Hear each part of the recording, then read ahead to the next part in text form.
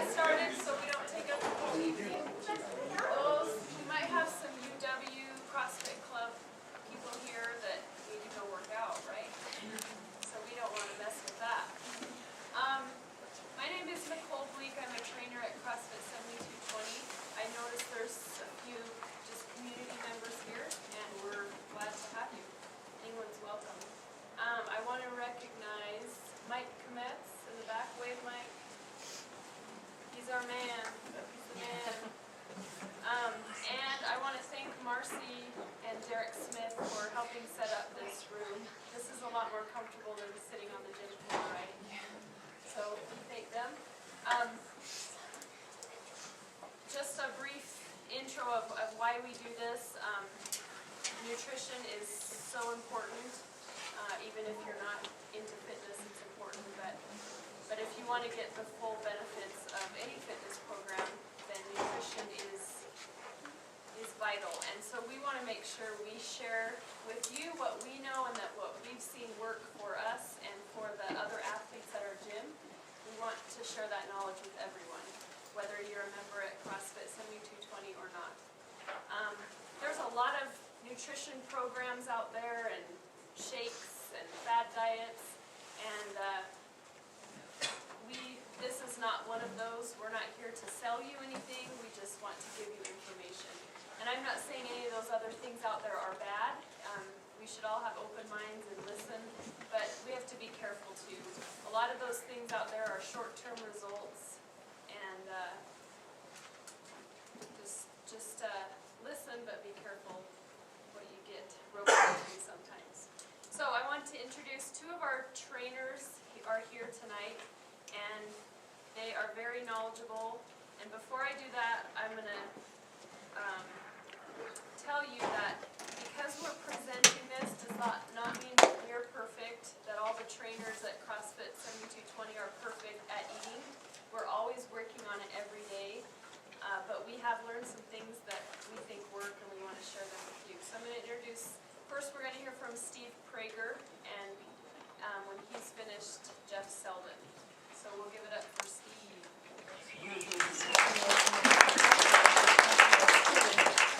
Just kidding. It's very tempting when you see something like this to dig in, because there's immediate satisfaction that comes from something like this.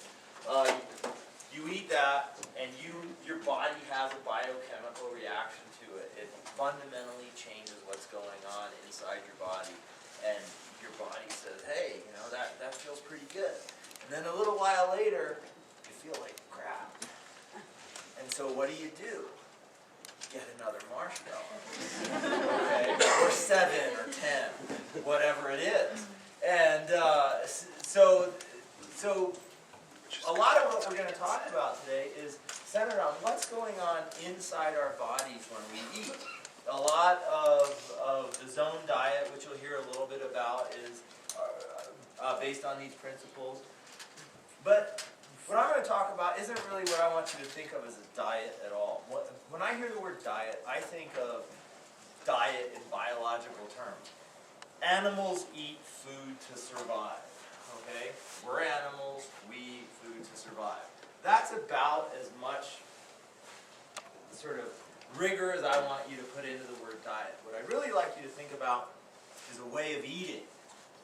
And that's really what we're shooting for here, is not to try and come up with a really confined and narrow approach. You can only eat this at certain times of the day and this at certain times of the day. But rather, we're trying to cultivate in ourselves and in all of the athletes at CrossFit 7220 and beyond, a way of eating that's sustainable, that keeps you feeling well, that promotes health instead of fights against your health in the long term, and ultimately, hopefully, makes you a better athlete and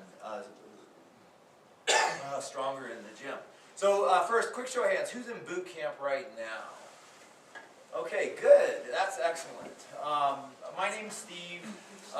You'll see me periodically.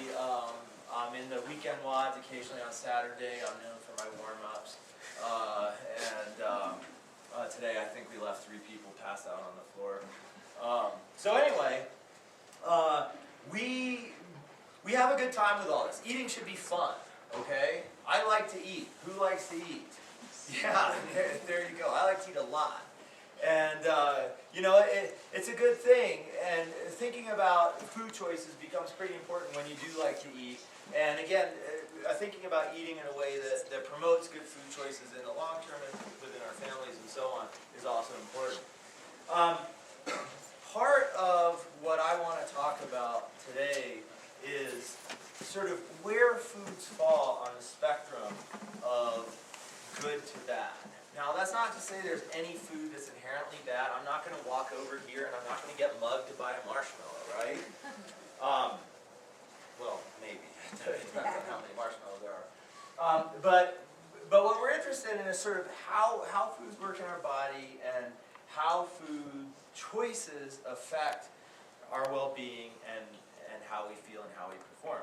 Now, for those of you that just raised your hands a few minutes ago in boot camp, you've been learning a little bit about a pyramid, right? What's that pyramid all about? Nutrition's at the bottom. And what's above nutrition? What comes after nutrition?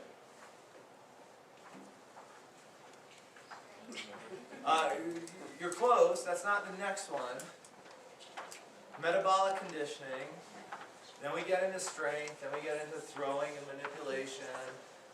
Gymnastics movement. I might have gymnastics and throwing switch. And then what's at the top? Very sport-specific performance. Why do you think nutrition is at the bottom? It's key. It's the biophysical basis of everything that we do, right?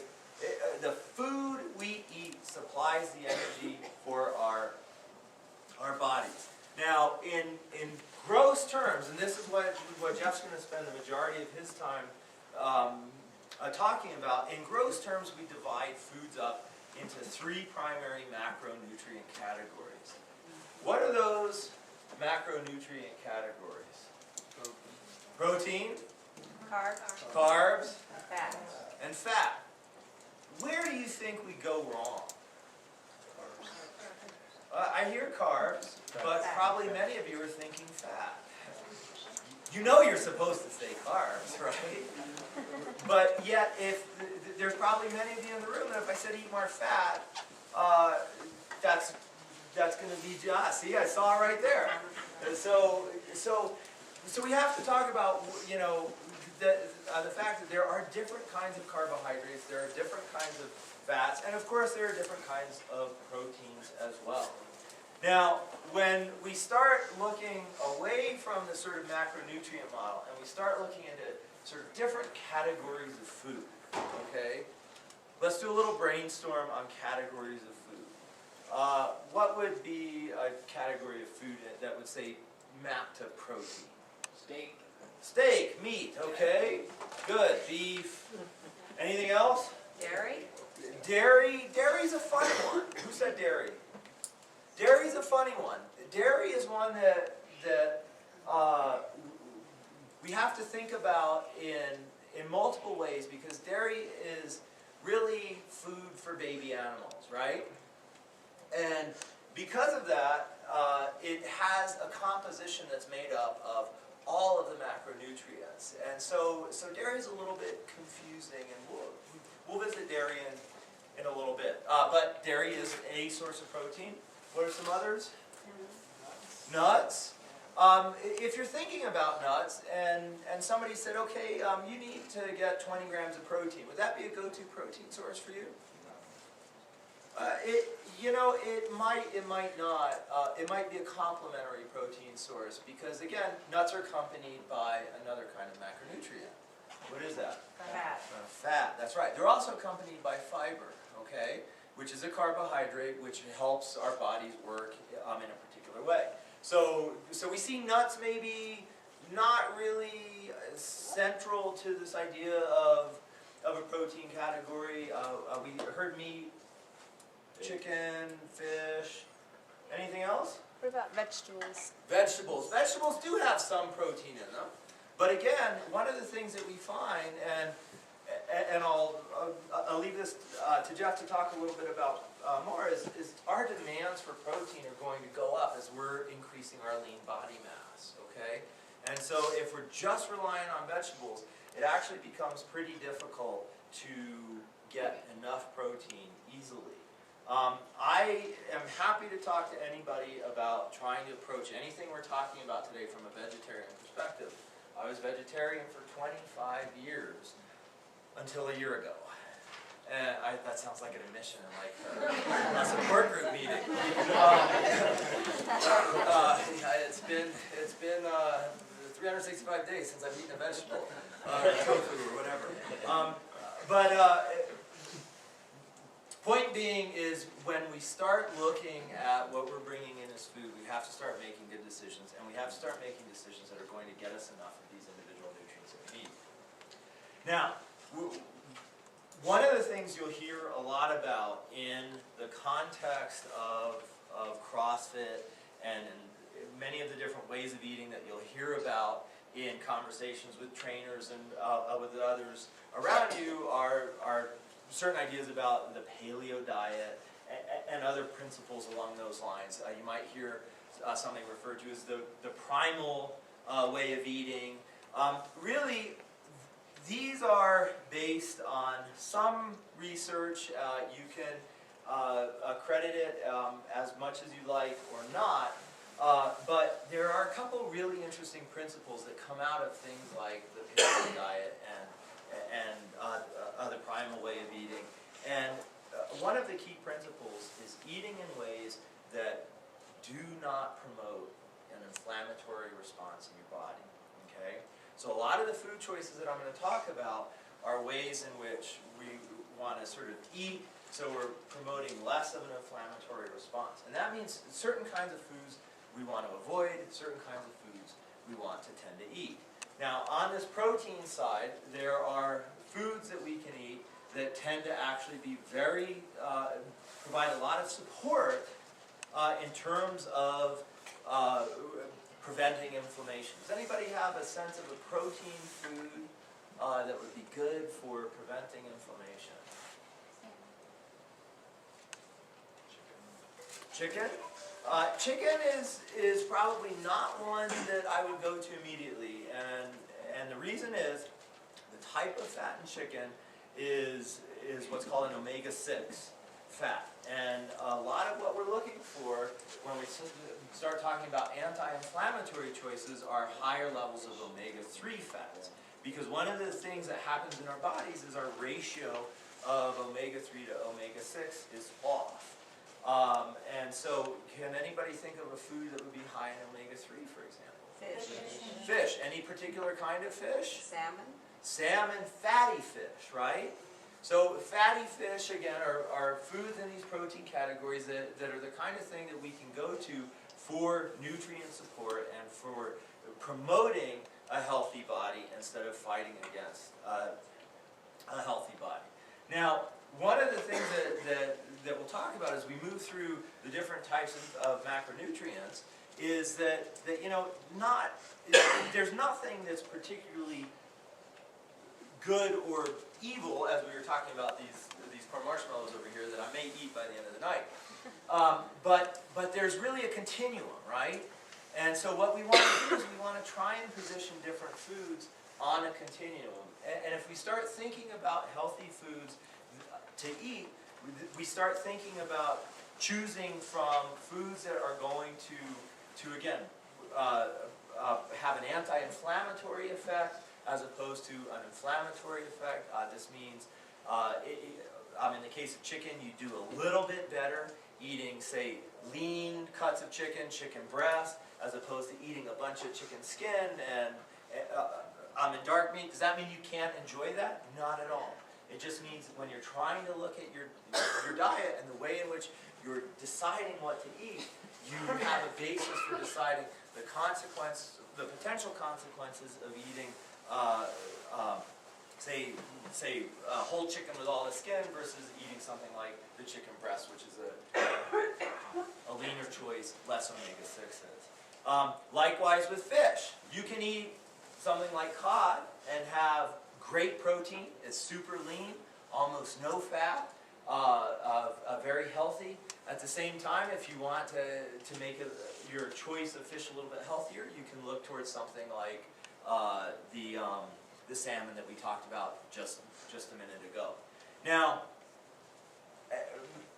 yes? Is anything on par with salmon? Is anything on par with salmon? Another fish. Sardines and herring would be where you would want to go if you're looking for fatty fish that have high omega-3 content. Do they have to be the ones in the cans? No, they don't have to be the ones oil in the and can, all but that? that's what you often find. That's a really good question. One of the things that I would encourage you to look for, and this is going to come up as I sort of migrate into discussion of sort of unprocessed versus processed foods. But one of the things that you should really pay attention to, and this comes out of the paleo community and the primal community as well, is the presence of oils that don't belong, okay? One of the things that we really don't like in the paleo way of eating are a lot of these seed oils and plant oils that find their way into all your foods. So canola oil, soybean oil, all of these sorts of things. You want to find oils like olive oil and of course the natural oil that would come with the fish, as opposed to these seed-based and plant-based oils. Does anybody have a sense why that would be? Why do we think now perhaps that something like canola oil isn't maybe the healthy choice? What did I say a minute ago about the types of fats that we ingest? We have this imbalance, right?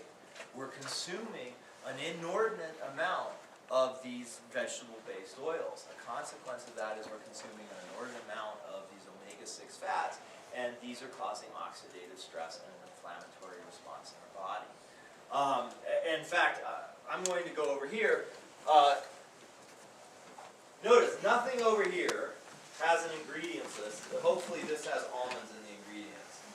Almonds, okay? The only packaged food over here has one ingredient. Somebody pick a food from over here. I don't care which one you pick. What? Goldfish. Goldfish, perfect. Unbleached enriched wheat flour. We'll get to wheat in a minute. Reduced iron, niacin, cheddar cheese, annatto. Vegetable oils, canola, sunflower, and/or soybean oil. Okay? That was goldfish. Should we look at tricks? No oil. Oh, nope, there it is. Right. Canola and/or rice bran oil. Okay, should we look at rice sides? Thiamine mononitrate, cider, tapioca, salt, broccoli. We'll get to the oil somewhere in there. This says it has, there we go, milk, soy, butter, cream, salt, disodium guanylate, disodium inositol, cultured enzyme, butter, lipolyzed butter oil. That sounds delicious, doesn't it? If you're going to eat lipolyzed butter oil, eat the damn butter, right? And our taco shells, let's see here, limed whole grain corn, and that's actually not a terrible thing if it's been processed with a lime. Palm oil, which is actually not the worst oil choice you can make, and TBHQ, which I'm sure is in 4 letters because you could never pronounce it or read it. So, point is, almost all foods, we won't even go here, okay? College students, anybody eat this in the last week? Show of hands. Yeah, see? So, point is, almost all of these processed foods have a series of ingredients that are probably not in our interest in terms of promoting health and an anti-inflammatory response in our body as opposed to an inflammatory response in our body. And so because almost all of these processed foods have these vegetables and these seed oils in them, we wind up ingesting a lot more than we think we do. And so in terms of again, food choices, when we start thinking about how eating like this is different than eating like that, it's not just in terms of the macronutrient profile. I could probably eat this whole thing of strawberries and get, a pretty good bit of carbohydrates. Not actually that much when it's all said and done. To be the equivalent of half a pack of those Reese's Pieces or something. But at the same time, if I had eaten those Reese's Pieces, I would have been eating all kinds of other ingredients, including these vegetable oils, which are, again, not terribly healthy. So back to your fish question. When you start looking at these products and you're trying to buy something that is somewhat processed, in this case, it's hard to go fish for your own sardines in Wyoming.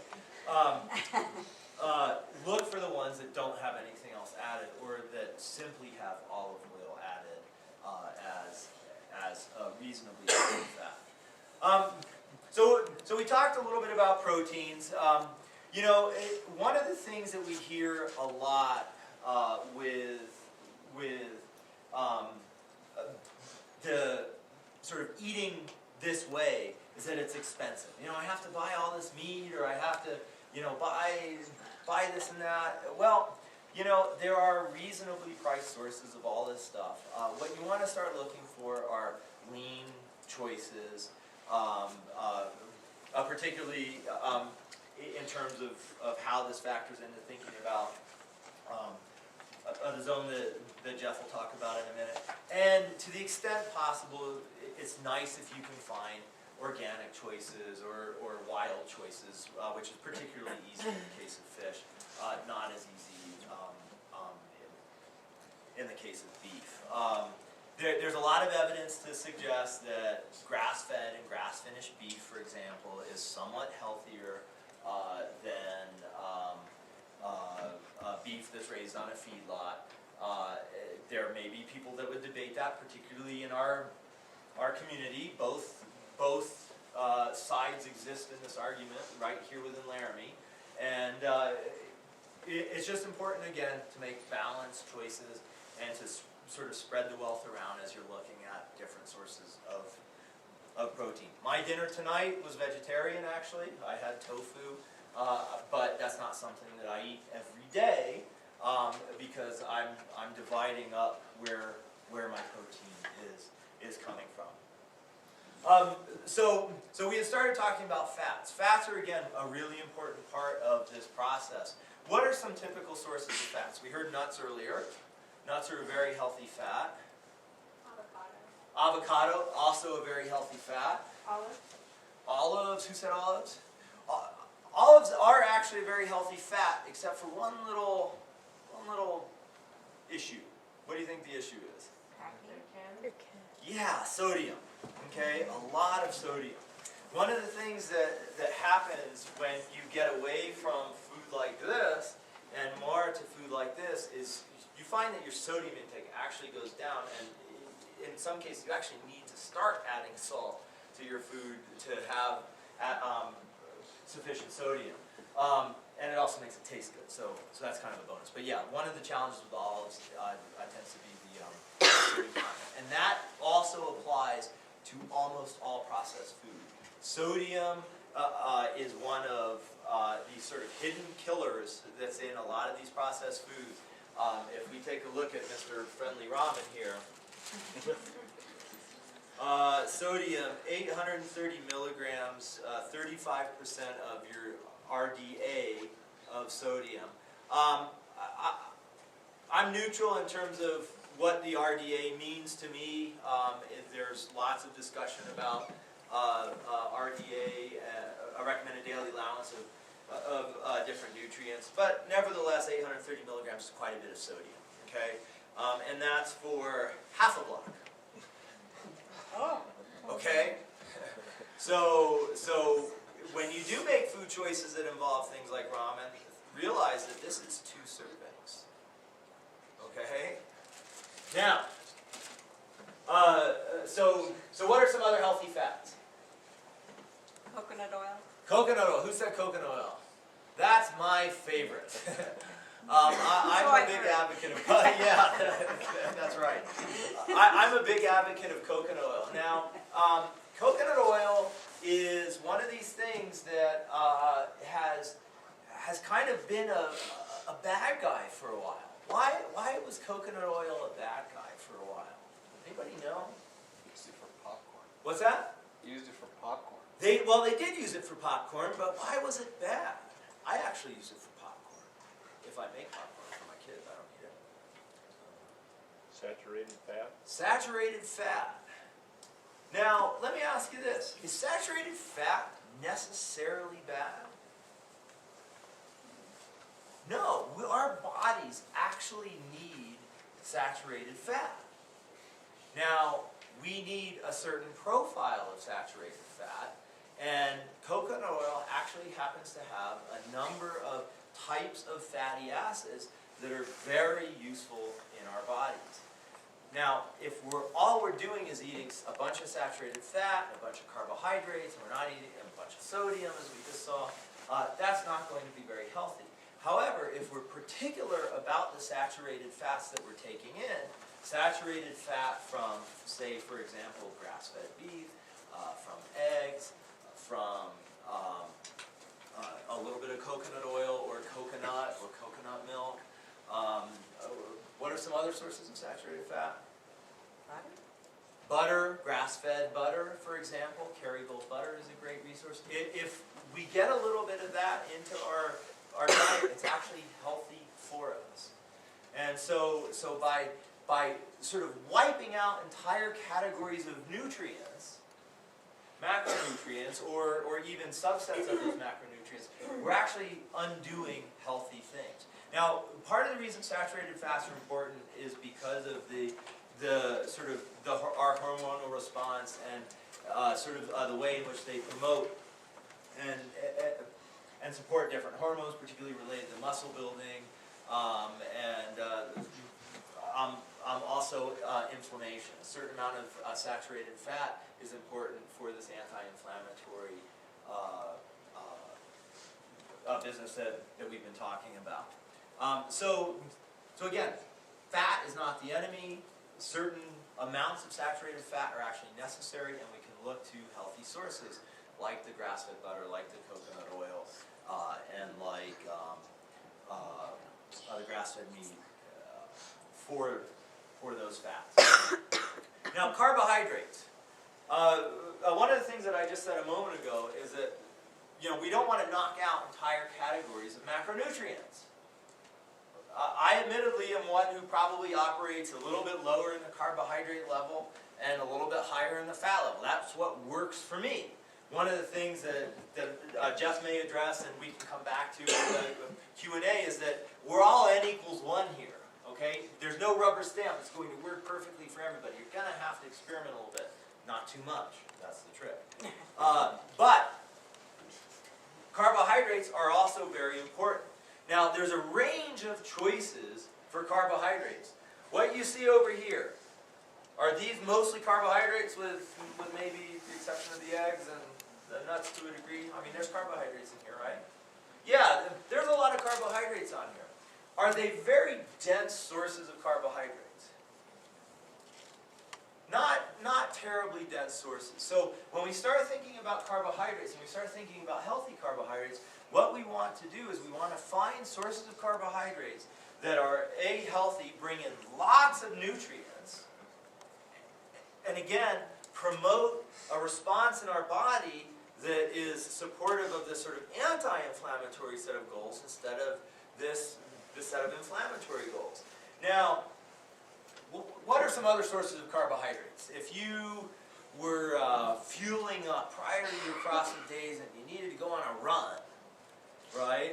I hate running. What would you do? What's that? Pasta? Yeah, pasta. Why pasta? Carbohydrates. It's wheat, right? Now, what does pasta do when you eat it? What's that? It fuels your muscles, ideally, right? Well, how does it do that? Well, Jeff will talk about this. I don't know. Are you going to go into insulin and all that?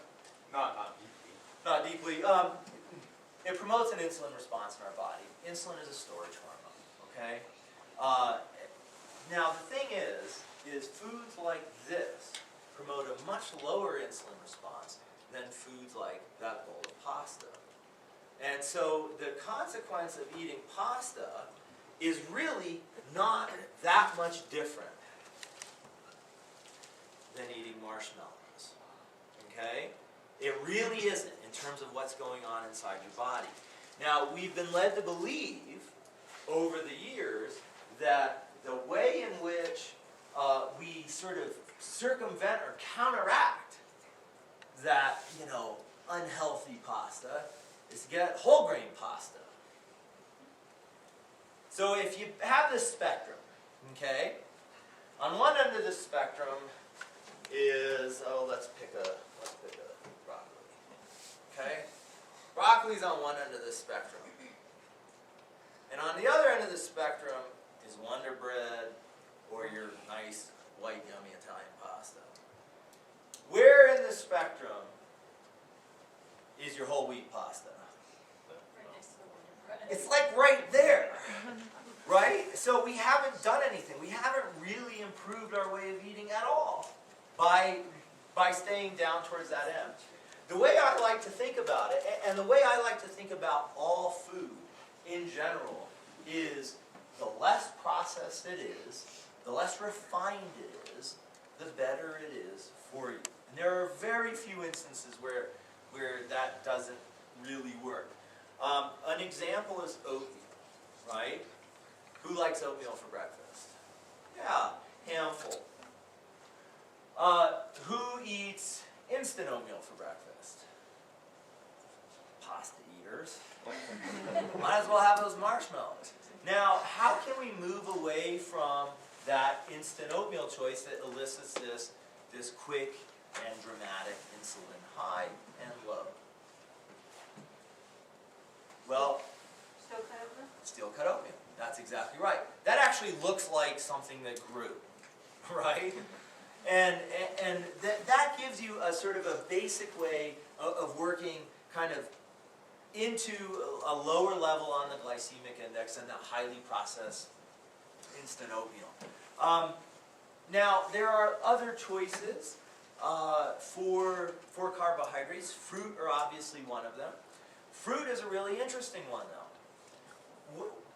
Does anybody know what kind of sugars we get when we eat something like the pasta in this rock or spaghetti? What's the actual kind of sugar that's in our body? It's glucose. That's not the enemy. Okay? In and of itself, it's not the enemy. Who knows what kind of sugar we get when we eat something like an orange? Fructose? Fructose. It's a little bit different. How are glucose and fructose different the way our body handles them? Does anybody know? There's got to be some Cadiz folks.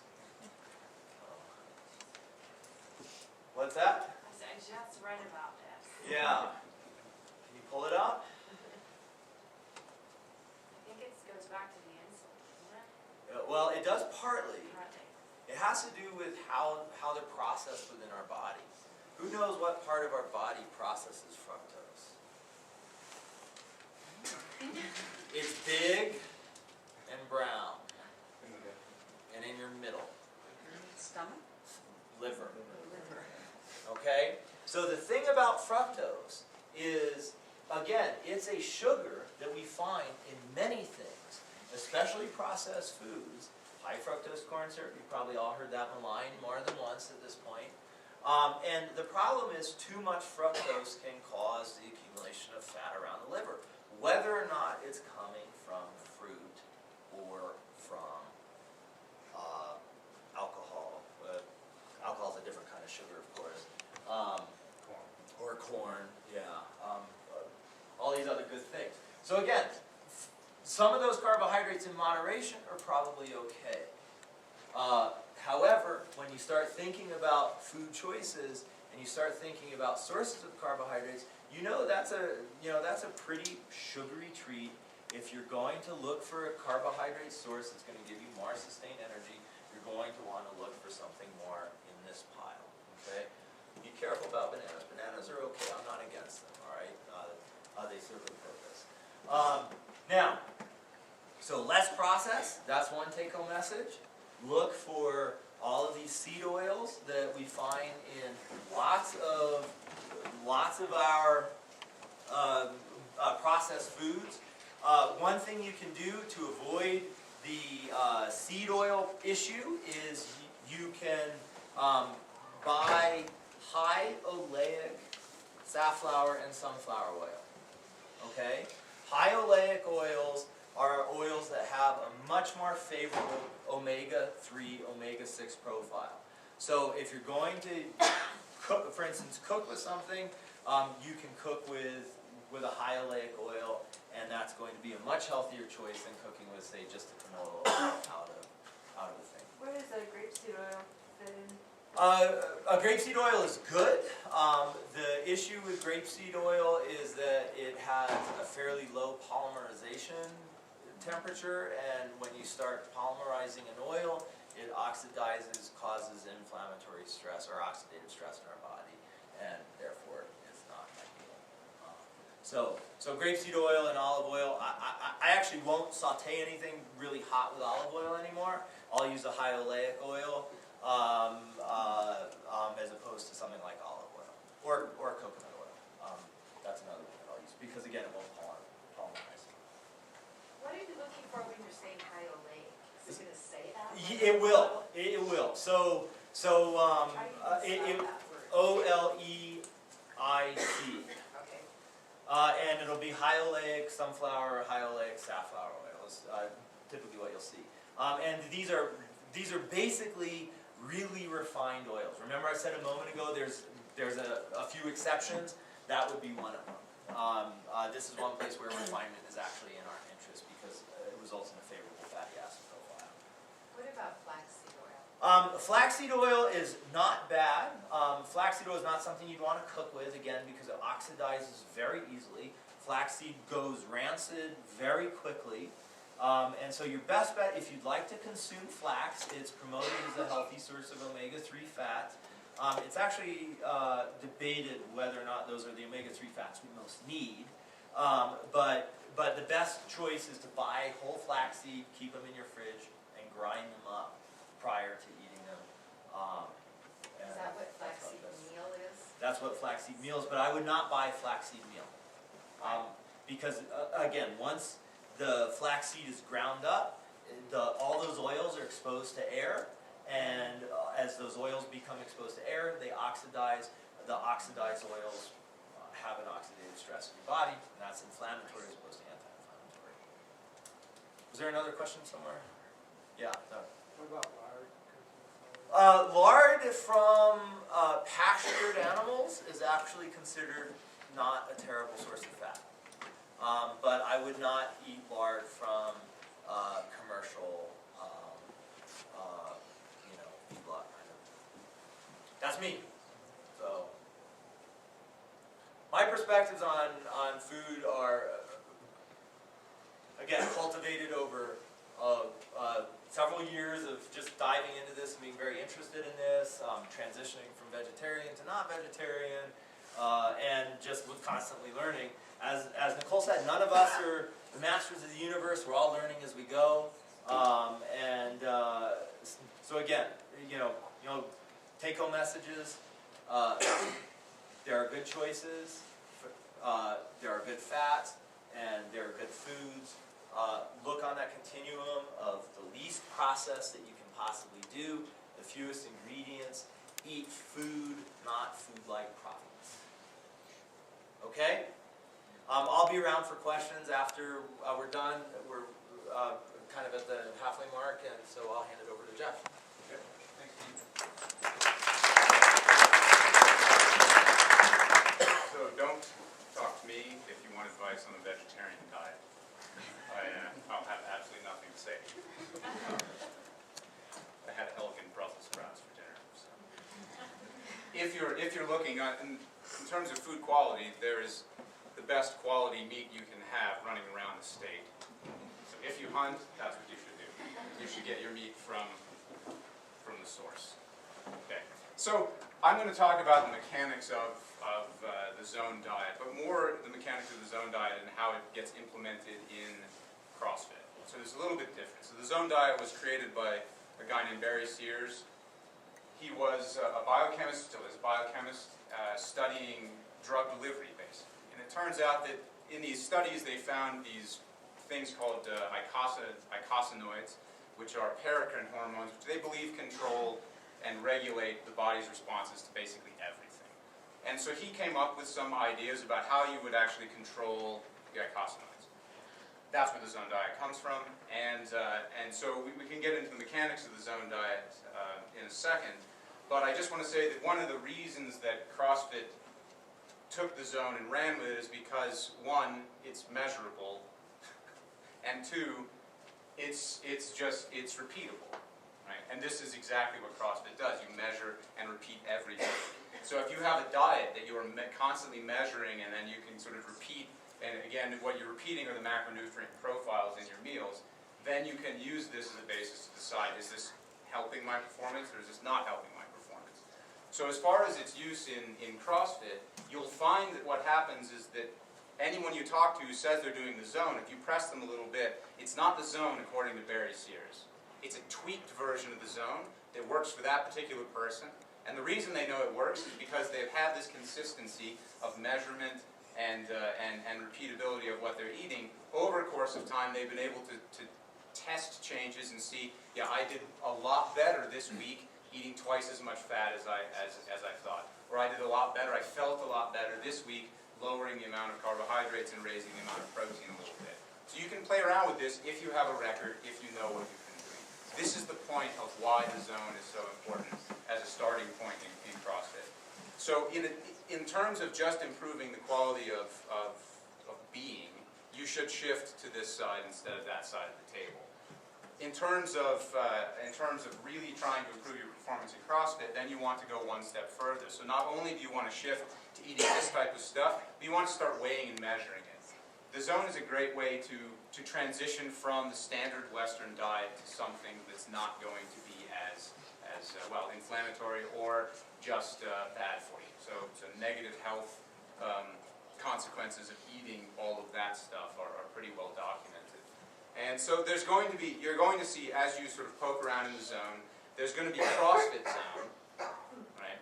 And you're going to see in CrossFit Zone people talking about they're eating this sort of stuff, they're not eating that sort of stuff, but they're still zoning, right? Maybe they eat cheese, maybe all these other things, so I don't want to call it Paleo Zone, but they're tending to make choices away from processed foods towards unprocessed foods, raw foods.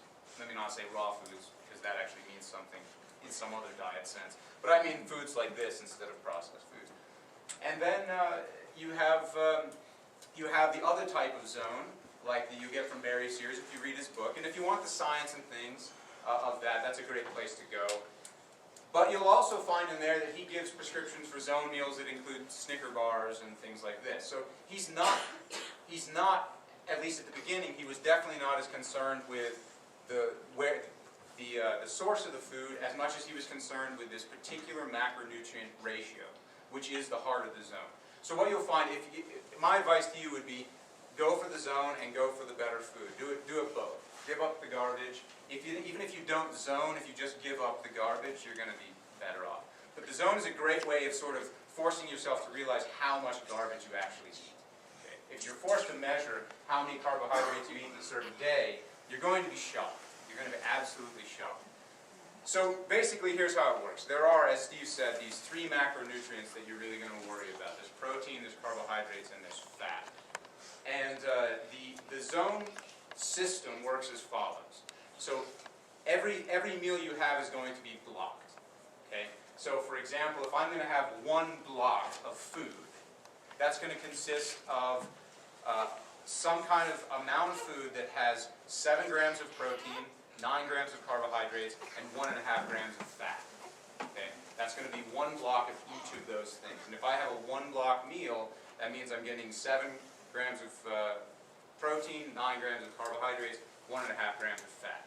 Now you'll see that if any of you took a look at one of the articles that got sent to you, there are these block charts. And that's what the block chart comes to. So 1 ounce of beef, that's 7 grams of protein, roughly 7 grams of protein. 1 ounce of chicken, roughly 7 grams of protein. ground beef it's got to be like 1.5 ounces for 7 grams of protein. So this is the weighing and measuring part of it. So if you want to start eating in the zone, you need to start measuring the amounts of food that you're having. You think about it in terms of these blocks. So you don't go and look at the, and try to, how many grams of protein are in there. Now you sort of use your zone chart and you say, okay, I need this many ounces to get this many blocks. This is how I'm going to construct meals. Then I kind of think of it like that. You basically construct your meals so that you have, X number of blocks of protein, and then that number of blocks of carbohydrates, and then the matching number of blocks of fat. So the idea with this particular macronutrient ratio is that, according to Barry Sears, this is what puts you into the zone, as he calls it, and this is what's promoting the production of these good eicosanoids, which are balancing the levels of insulin and glucagon, which sort of Steve hinted at before, regulate your blood sugar and how you produce energy and things like this.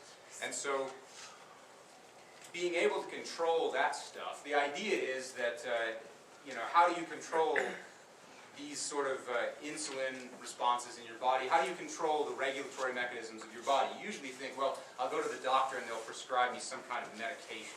All medication is some kind of chemical. That's all food is. All food is just a chemical. So the response of your body to food is no different than the response of your body to medicine. And so the idea is that you're going to actually treat, this is Barry Sears' idea, you treat Western illnesses, the Western diet illnesses, by fixing the food. The food is the medicine. You don't need extra medicine. You just use food as medicine. And this particular ratio is his theory for how you fix this. Again, what you're going to find is that it doesn't work exactly for you. You may have to tweak it a little bit, but you don't know how you're going to tweak it until you've gone for a month or two with a strict zone prescription. Just do this, do your 7, 9, 1.5 of protein, carbohydrate, and fat. Get an idea, get a baseline for what you need, for how you feel. You're going to notice improvements just doing that, because it's going to, for most people, what it's going to do is it's going to increase the amount of protein they eat. It's going to decrease the amount of carbohydrates you eat. And this, for basically everybody, is going to make you feel better. It's going to make you look better and you'll perform better too. So it's got lots of positives. And it's not necessarily the easiest thing for people to do. So when we did this talk a few months ago, there were all kinds of people saying, oh, it's going to be hard as hell that first week, and you're going to be angry at everybody, and you're going to punch your wife, and all this other stuff. And I didn't say anything at the time, but my experience was exactly the opposite. Not that my wife punched me, but exactly the opposite. I felt immediately better. It was hard because you're making a change in how you're going to eat. You're making a change in how you view food.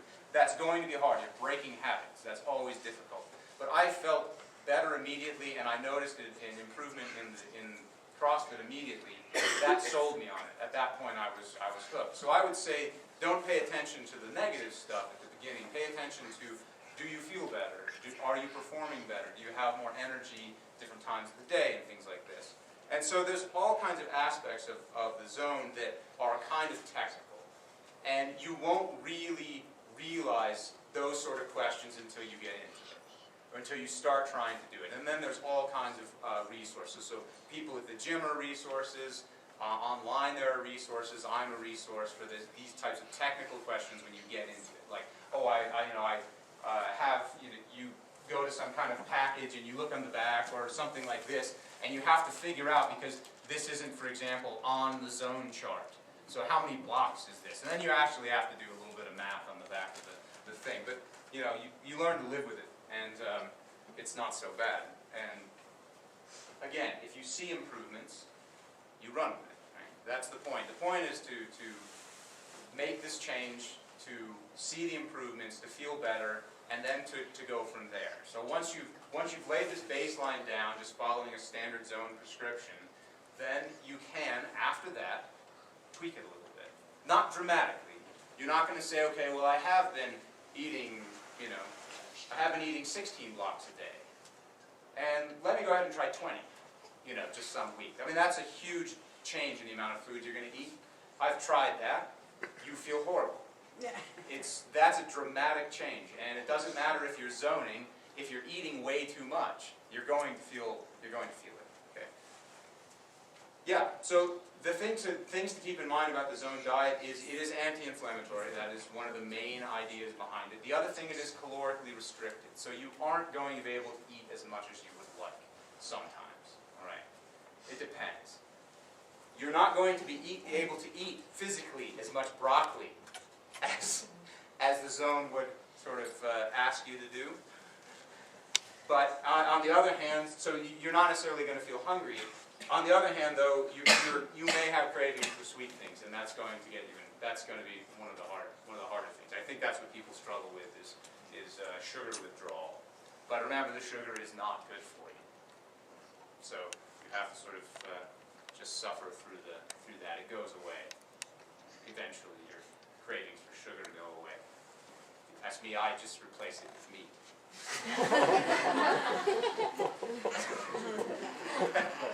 That works. You know. So you're going to eat more protein. You're going to eat less carbs.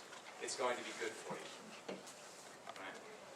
And you're going to continue to play with this as you go along. There's not a point at which you stop messing around with your diet. At no point do you stop. Mike Mess can talk about this. Steve can talk about this. You're buzzing along. You feel great, and all of a sudden you say, "I wonder if I could do better." And you try something, and you see how it goes. And if you're constantly weighing and measuring or paying attention to what you're eating, you can get a pretty good idea of what's causing what. Like, I did this, and now I feel like this. And nothing else about your diet has changed. So you'll go 3 weeks zoning, no sugar, right? Very little sugar. All of a sudden, someday you'll decide, yeah, I'm going to have one of those treats. The next day you feel horrible. It's pretty clear where that came from. That's the only change you made. Your diet has been so consistent, so well balanced, so well measured. It's the same thing. It's the same principle behind CrossFit. If you're doing really, really well, and then something goes wrong, you can usually point to something that you did. Okay. It's usually not as drastic as that. But. So I realize I don't have a tremendous amount of details for you about actually doing the zone. You have this handout which kind of gives you the mechanics of the zone. So for example, if you want to construct a zone meal, let me just give you an example. So how you decide how many blocks you're going to eat a day. So how much food. The number of blocks your block prescription depends on how much food you're going to eat. That determines how much food you're going to eat, and it's based on your lean body mass and the amount you exercise. Okay. So if you're a reasonably active person, CrossFit sort of person, you use your body comp thing through us, or however, you get a measurement of your lean body mass. That number is used to determine how many blocks you're going to get. So for someone like me, I'm looking at like 16 or 17 blocks a day. That means 16 blocks of protein, 16 blocks of carbohydrates, and 16 blocks of fat. Now if you want to, you can multiply that 16 by 7 to figure out how many grams of fat, and the 16 by 9 to figure out how many grams of carbohydrates, and then 1.5. The reason for the block system is so you don't have to do that. It's 16 of each thing. And once you've done the zone for a little while, you'll be able to eyeball these. That's about a block of protein. That's about a block of. This is about a block of broccoli. So so you can eyeball it after a while. So typically, what would happen is if I were to have a 4-block meal, that means I want 4 blocks of protein. So for example, 4 ounces of some kind of meat, like elk or beef. And then, or chicken, or whatever. And then I need 4 blocks of some kind of carbohydrate. Now you could get those 4 blocks of carbohydrates from processed food. So for example, those 4 blocks of carbohydrates are 2 slices of bread. Typical 2 slices of bread, which is not particularly filling. Or this is, like I said, I think 1 block of carbohydrates. This whole bag is about 1 block of carbohydrates. And you can kind of go on. This is probably 2 blocks of carbohydrates. All of these peppers together are maybe half a block of carbohydrate. The thing is you can eat a lot for your carbohydrates. You're basically going to have your plate full of vegetables, or you're going to have a quarter of that ramen. Okay? You get to decide which one you want to eat and how filling it's going to make you and how it's going to make you feel afterwards. And then the fat you can throw in with nuts or oils and things like that. But again, you do 4 blocks of those. So typical is almonds. 3 almonds is a block of fat. So if you want 4, you'd eat 12 almonds. So you eat 12 almonds, 16 cups of broccoli, and 4 ounces of meat. And that would be a 4-block meal. And you will, inevitably, everybody makes this transition that it's so unsatisfying to have such little amount of food in that, so the bad stuff. They transition to this and they go whole hog. And they say, I'm going to get all my carbs from broccoli. And you try to eat those 4 blocks of broccoli, and you realize that it's not what man was intended to do. To eat 4 blocks of broccoli. So you're going to mix it up. Maybe you'll have some fruit, maybe you have this. If you're like me and Mike, it's going to be the wine that helps bring you up to the level of carbohydrates that you need. So you've got to kind of play around with it. The most important thing is to keep track of what you're eating. And if you're zoning, you are automatically keeping track of what you're eating. So that's the benefit. There are other ways of doing it, but the zone is a great way to kind of get into, to get away from the standard diet, increase the amount of protein, which is what you need, and decrease the amount of carbohydrates, which actually is not what you need. You need a balance of these 2 things, the appropriate balance for you.